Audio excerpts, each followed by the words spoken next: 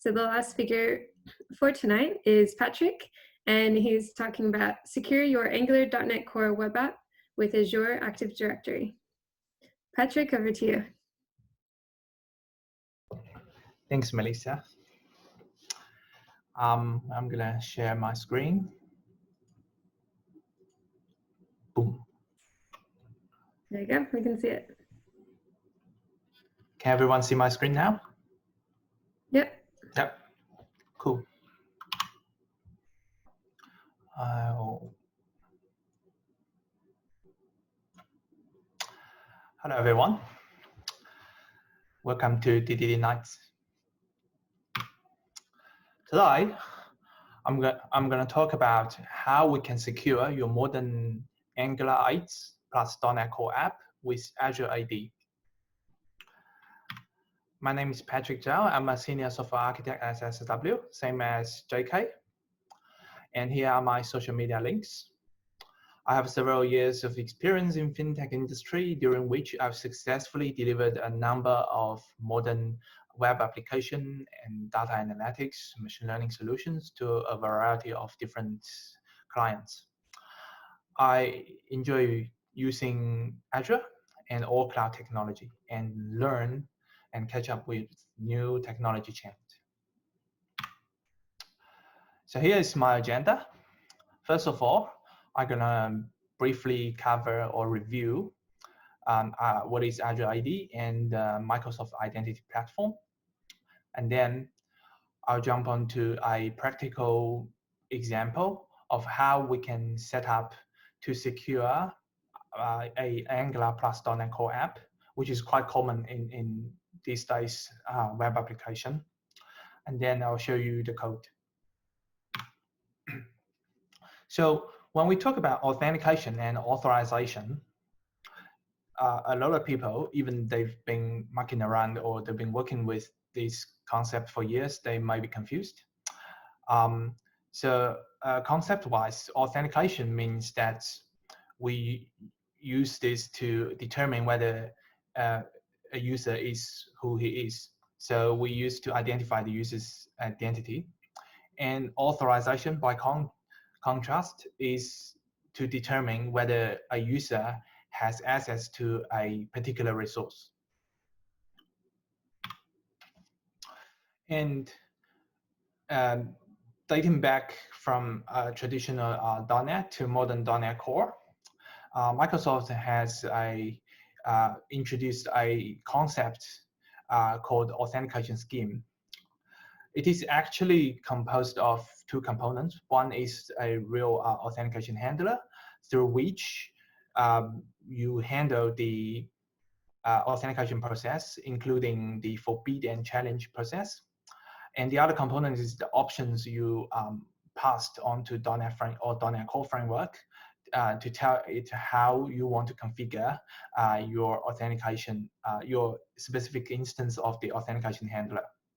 And I believe a lot of you in front of your screen who worked on .NET or .NET Core in your career has used a JSON web token or cookie token authentication scheme before.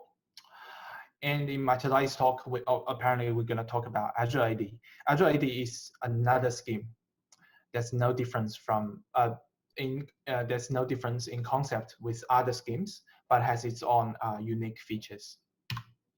All right, so Azure Active Directory and Microsoft Identity Platform. Microsoft Identity Platform is an evolution of Azure Active Directory developer engine.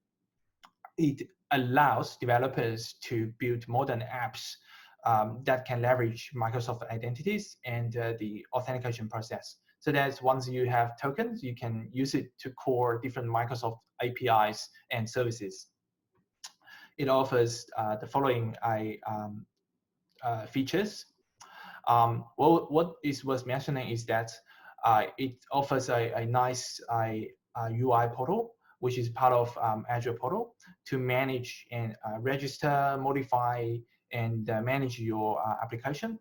And for those of you who is a PowerShell guru, you can choose to use a configuration API and PowerShell to manage your app registration and your API permissions, all that as well.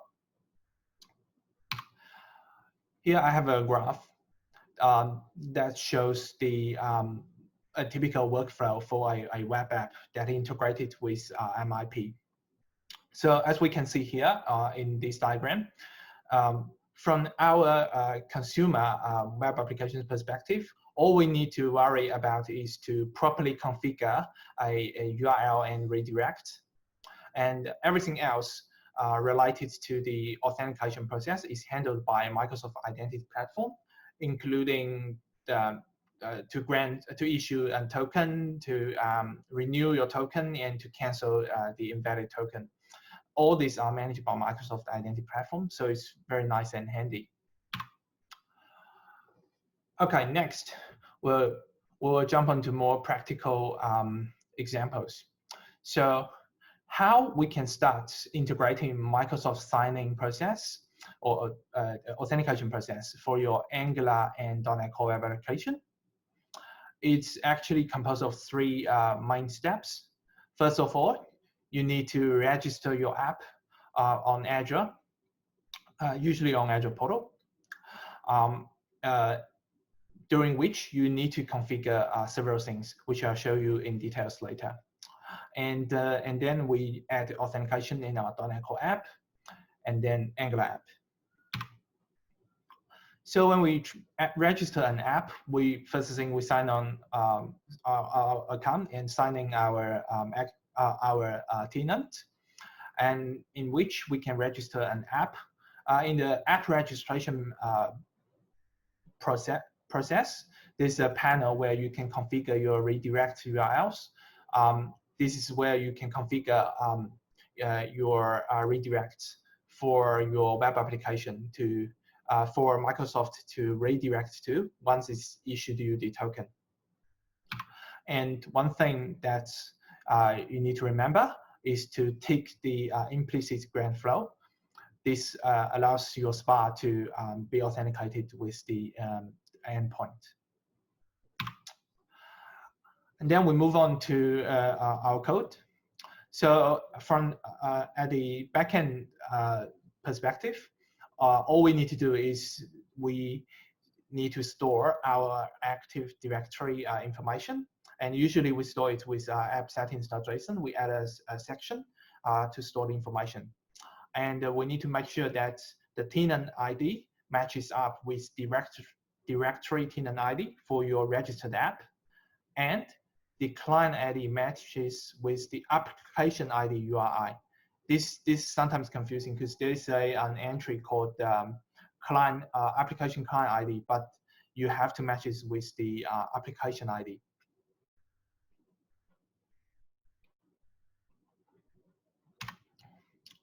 And then, as I mentioned before, Azure ID scheme need to be used in the services configuration process in your startup.cs file. And we pass in an option for Azure ID bearer with the settings we saved in our app settings. And then in the config method, we just need to use authentication. We need to remember, if you want to have authorization as well, then the use authorization process method need to be called after use authentication. This is required by by .NET Core pipeline. Now we move on to front end. First things first, we need to add dependencies to our Angular app. There are two libraries. One is Microsoft Authentication Library -Angular, and the other is the main one without Azure. The difference is the second one offered some nice utils that we can use for login and error handling and all that. After we've added the dependencies, we can go ahead and configure our app module. It would look like something like this. It's similar to how we configure backend, but what was mentioning is we need to add our APIs, our API endpoint to be specific to the protected resource map with an API scope that we configured on Azure. And then we need to provide an implementation of the HTTP interceptors using Microsoft Authentication Library interceptors. This can make sure that when the token is sent back and forth in between your Angular front end and your .NET Core backend, it's managed properly. After the configuration, we can go ahead and implement our user sign-in and sign-out story. It's all up to you how you want to implement it. The core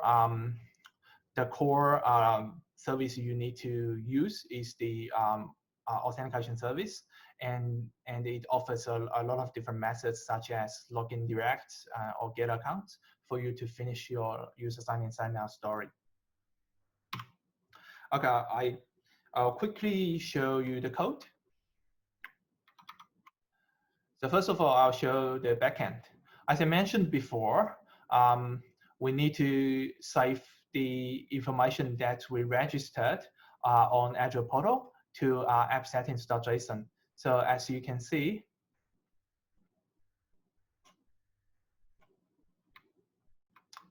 in my app settings.json, I have a section with Azure AD information. And all we need to do is to add the authentication with the bindings to that section, passed as an option. And then in the config method, we just use authentication. And after that, we can protect any of our controllers using the authorized attribute. So now if I run this web API app, and we call the API, here I use Postman and I try to call it, what I'll get is unauthorized, because I'm not authorized to call this API, and it is protected by the authorized attribute. So now I'll show you front end. I have the dependencies in my package.json in my Angular app, and then I configured it according to my slides, and then we can implement our story, our user sign-in and sign-out story using the MSL auth service, which offers a lot of nice method for us to use. Now I'm going to run my Angular app, npm start.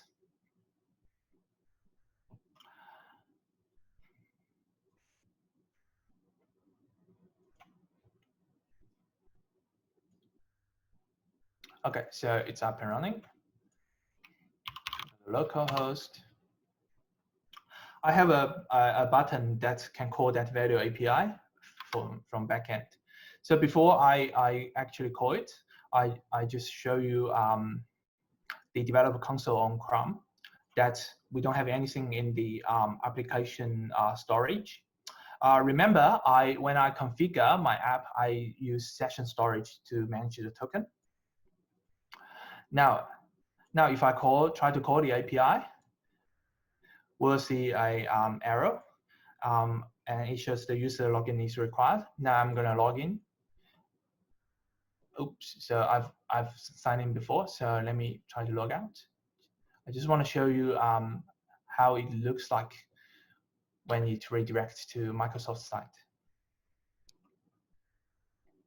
All right, so we sign in again.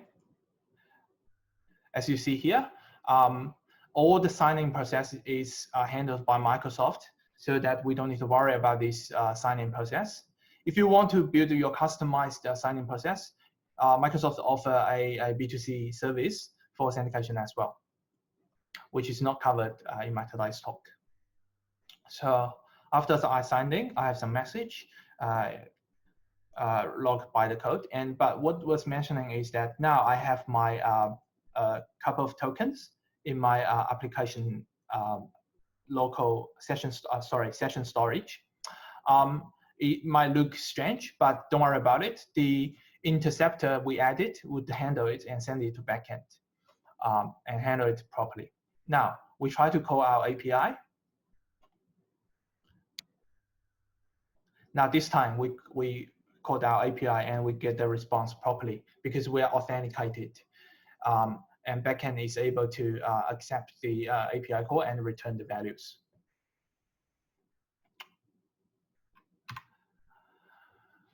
As a summary, today I have briefly introduced and or reviewed Azure AD and Microsoft Identity Platform in terms of its concept and what they offer.